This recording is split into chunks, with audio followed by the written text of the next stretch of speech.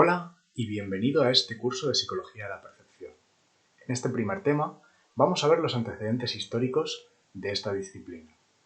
Empezamos con las influencias iniciales en cuanto al estudio de la percepción, para las que tenemos que remontarnos a un ya conocido debate entre empiristas versus racionalistas. Pero, antes de entrar ahí, hay dos conceptos muy interesantes que quiero dejar claros desde el principio y que nos van a venir muy bien para estructurar el resto del tema. Los estímulos distante y próximo. ¿A qué nos referimos con estas dos cosas? El estímulo distante son las propiedades de la cosa que está fuera. Este detalle es importante porque no es exactamente la cosa que está fuera, sino sus propiedades. Es decir, no es esa chica guapísima que viene por la calle, sino la altura de esa chica o el color del pelo de esa chica, por ejemplo. En cambio, el estímulo próximo es como ese estímulo distante, las propiedades de la chica que viene por la calle, se proyectan sobre nuestros sentidos. En este caso, pues esa persona que viene por la calle nos dejará una imagen a escala en nuestra retina. Esa imagen a escala en nuestra retina será el estímulo próximo. Aquí en esta parte de la diapositiva os dejo unos ejemplos. El estímulo distante, por ejemplo, sería la longitud de onda, y el estímulo próximo, lo que nuestro cerebro utiliza, es el color. El estímulo distante, en esta letra que estamos viendo, puede ser el tamaño, mientras que el estímulo próximo es el tamaño de esta imagen retiniana, el tamaño de su proyección sobre la retina. Muy bien, aclarado esto, vamos con Descartes y con Locke. Decía que la percepción comienza con el debate racionalismo versus empirismo.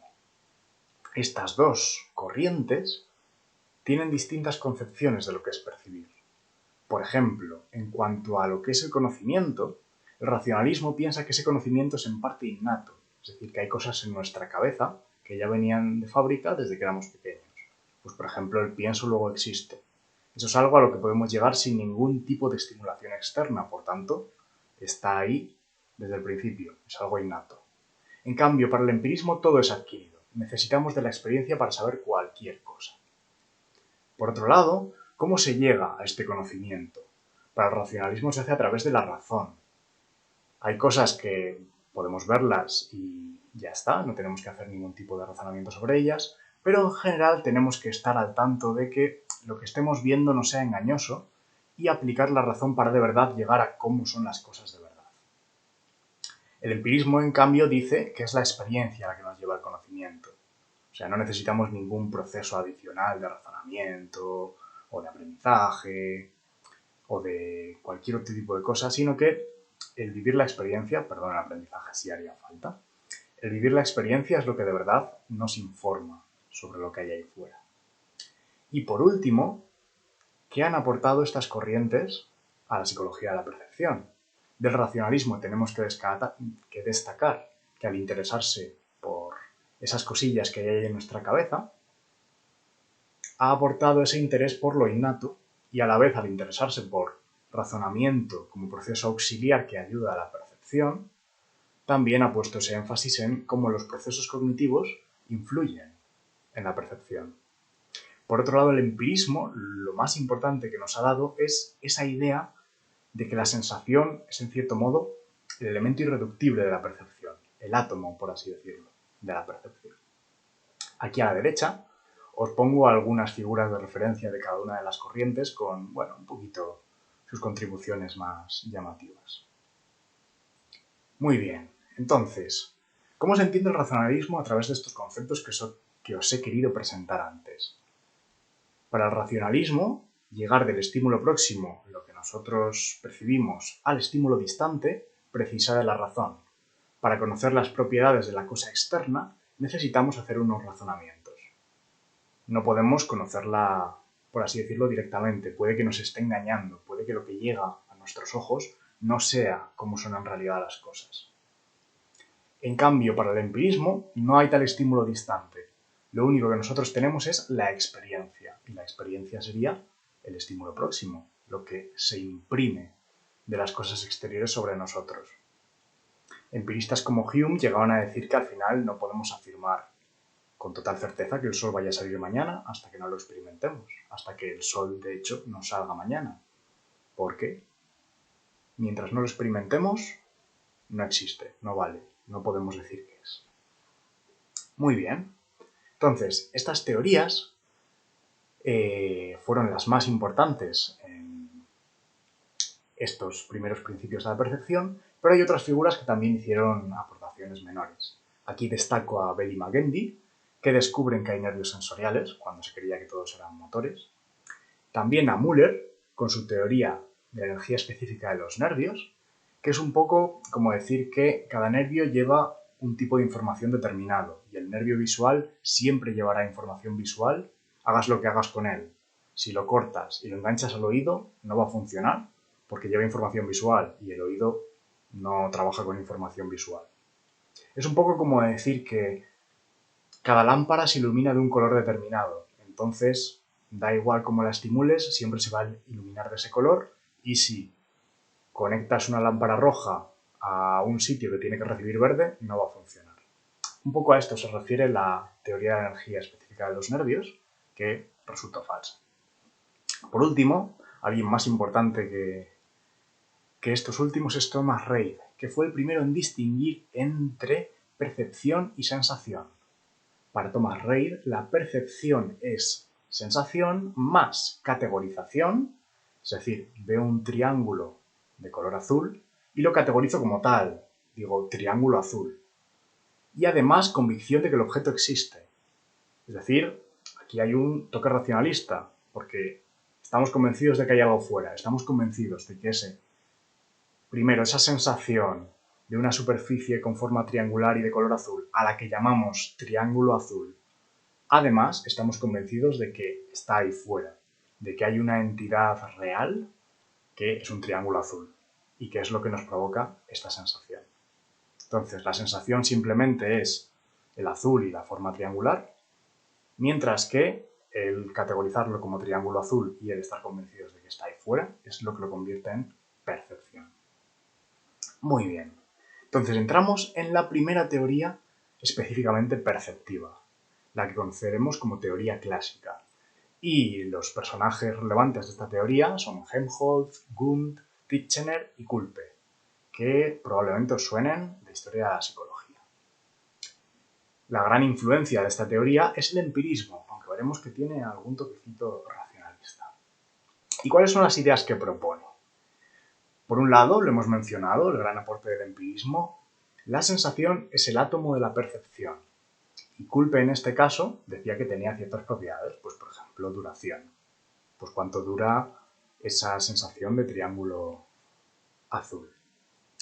La percepción es síntesis de sensaciones. En el ejemplo que ponía del triángulo azul, pues tenemos la parte de color azul y la parte de esa forma triangular. Cada una es una sensación distinta y necesitamos las dos para esa percepción de triángulo azul. Y por último, y más importante, la inferencia inconsciente. Las sensaciones más la inferencia inconsciente es lo que nos permite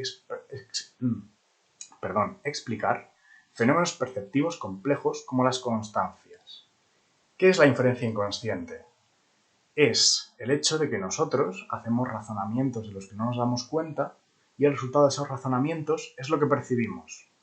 Nosotros creemos que estamos viendo las cosas tal y como son, pero por debajo de intríngulis en el inconsciente hay ahí, por así decirlo, una personita que ha estado haciendo sus razonamientos y nos ha dado ese resultado.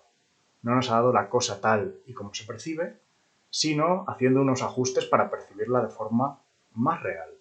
Vamos a verlo con un ejemplo. Una de las constancias que explicaba Helmholtz con el razonamiento inconsciente es la constancia del color. Tenemos aquí dos casillas de un tablero de ajedrez y aparentemente la casilla B es más clara que la casilla A. Casi podríamos decir que B es blanco y A es negro. La realidad es bien distinta, son del mismo color, como podemos ver al trazar estas dos líneas que los unen.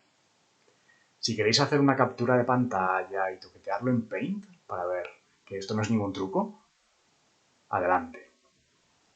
Entonces, ¿qué tenemos aquí?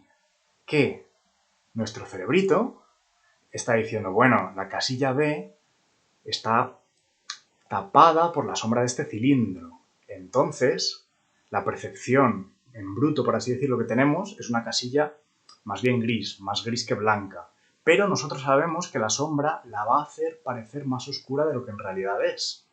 Y a nosotros, para sobrevivir, nos interesa ver las cosas como son en realidad, no como son porque una sombra las esté tapando en una circunstancia muy específica. Entonces, inconscientemente hacemos un razonamiento de que, como B está tapado por la sombra, en realidad es más claro de lo que parece. Y ese es más claro de lo que parece es lo que llega a nuestra percepción. Como el razonamiento es inconsciente, nosotros no percibimos el gris real que es B, a menos que hagamos truquillos, sino que ya percibimos B más blanco, que es como B sería en realidad si no tuviese esa sombra encima. Por recapitular un poco esto, la inferencia inconsciente es el razonamiento de que B es más claro de lo que en realidad parece por la sombra que lo tapa. Y a nosotros nos interesa saber cómo B es realmente, no cómo B es en esta circunstancia específica en la que una sombra está tapándolo. Por eso inconscientemente hacemos correcciones para ver las cosas más tal y como son, más realistas, más como son de verdad, que como nos engaña en esta pequeña ilusión. Entonces, si bien en esta pequeña ilusión nos acaba engañando, en la mayoría de situaciones de nuestra vida estos razonamientos inconscientes son muy beneficiosos. Muy bien. Entonces, volviendo a nuestro clásico estímulo distante y estímulo próximo, ¿cómo colocamos la teoría clásica en este marco? Tenemos que el estímulo próximo precisa de procesos como el aprendizaje y la inferencia inconsciente para llegar a las características del estímulo distante. Por tanto, eso que nosotros vemos directamente, el blanco de la casilla B, es el objeto, el estímulo distante, y no la imagen retiniana, que sería el gris real, el gris aparente por la sombra, que sería el estímulo próximo. Es decir, nosotros aquí vemos la casilla gris por la sombra, pero tras hacer la inferencia inconsciente, llegamos a que la casilla en realidad es blanca, que es las propiedades reales de la casilla blanca. Muy bien. Y hasta aquí la teoría clásica y entramos en el siglo XX. Aquí voy a cortar la primera parte de este tema y en el siguiente vídeo continuamos.